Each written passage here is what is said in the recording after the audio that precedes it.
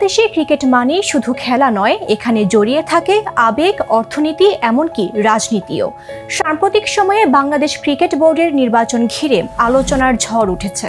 প্রশ্ন এখন একটাই, এটা কি সত্যি আমিনুল তামিমের ব্যক্তিগত লড়াই, নাকি এর আড়ালে চলছে সরকার ও বিএনপির রাজনৈতিক দ্বন্দ্ব? আজ জাগো বিশ্লেষণে খুঁজব এসব প্রশ্নের উত্তর। সঙ্গে থাকছি আমি মামদুহা রাইসা।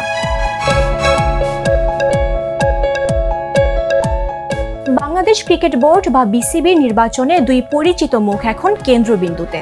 একদিকে আছেন সাবেক অধিনায়ক আমিনুল ইসলাম বুলবুল, যিনি বর্তমানে বোর্ড প্রেসিডেন্ট। তাকে অনেকে দেখছেন সরকারপন্থী প্রার্থী হিসেবে। অন্যদিকে আছেন বাংলাদেশের অন্যতম জনপ্রিয় ক্রিকেটার তামিম ইকবাল। অবসরের পরই তিনি নেমেছেন প্রশাসনিক দায়িত্ব নেওয়ার লড়াইয়ে, আর তাকে অনেকে দেখছেন বিএনপির ঘনিষ্ঠ প্রার্থী হিসেবে।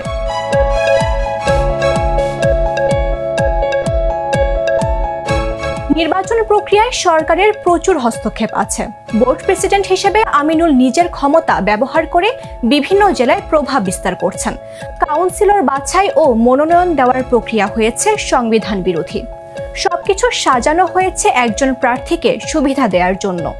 তামিমের ভাষায় এটা আর শুধু ক্রিকেট বোর্ডের নির্বাচন নয়, বরং এক ধরনের রাজনৈতিক খেলা।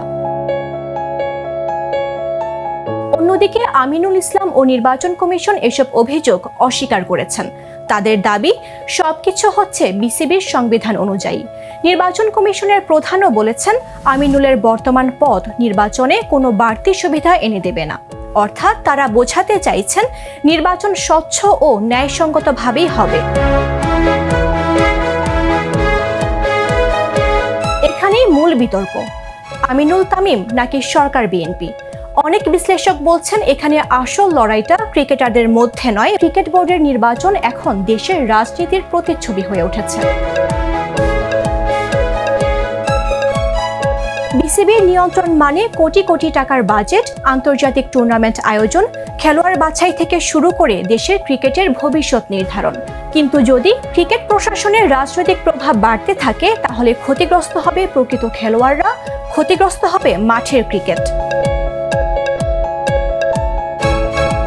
তাহলে আসল প্রশ্ন, এটা কি কেবলই দুই ক্রিকেটারের লড়াই, নাকি এর আড়ালে চলছে সরকার ও বিএনপির আরেক রাজনৈতিক অধ্যায়?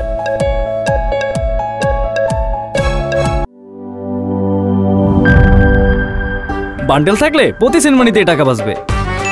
বিকাশ সেনমানি বান্ডেল কিনে জিতুন প্রতি লেনদেনে।